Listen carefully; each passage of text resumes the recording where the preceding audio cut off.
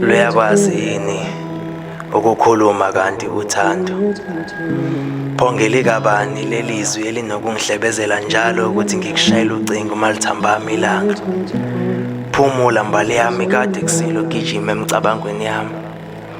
Kuphambana umqondo wami njalo uma ngihlezi ngikucabanga dala ungenzeni?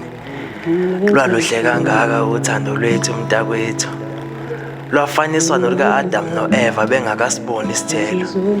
Ndlunkulu wangithinta ngalesandla sakho kwacweba konke okusemqondweni wami ngacabanga ngawe. Bayazi abomdabu yilo kanye uthando lwemvelo lolu.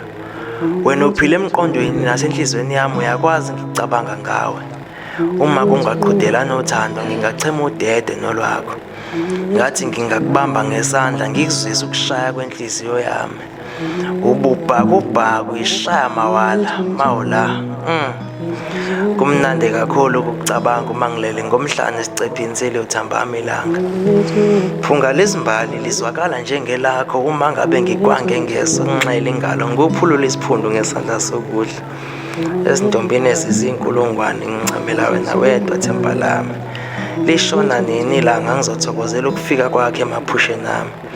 Ngidinwa ngikanonwabo uma ngabe ungafikanga emicabangweni yami kaze ubuhleziphi ijuba lami.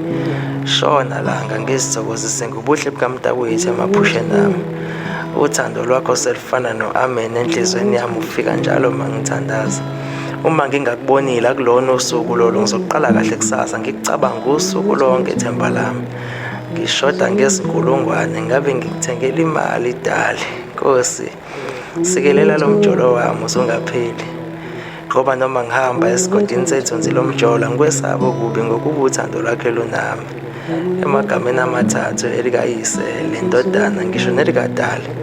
Ngiqinisile ngiyakuba nodala eparadise.